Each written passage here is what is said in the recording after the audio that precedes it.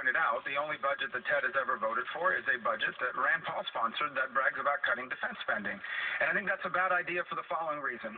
ISIS is the most dangerous jihadist group in the history of mankind. ISIS is now found in affiliates in over a dozen countries. ISIS is the group that burns people alive in cages, that sells off little girls as brides. ISIS is the group that wants to trigger an apocalyptic showdown in the city of Dabiq. Not the city of Dubuque. I said that once around time. The city of Dabiq in Syria. They want to trigger an apocalyptic Armageddon showdown. This group needs to be confronted and defeated. They are not going to go away on their own. They're not going to turn into stockbrokers overnight or open up a chain of car washes.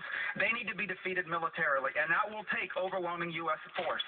Today, we are on pace to have the smallest army since the end of World War II, the smallest Navy in 100 years, the smallest Air Force in our history. You cannot destroy ISIS with a military that's being diminished.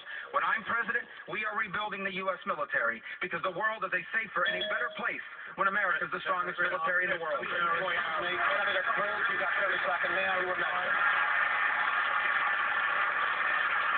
Chris, in 1981, when Ronald Reagan came to the Oval Office, he encountered a military that had been debilitated just as the current military has. Just like Jimmy Carter weakened our readiness, undermined our ability to defend this country, so too has Barack Obama. Just as morale in the military has plummeted in the last 7 years, so it had then.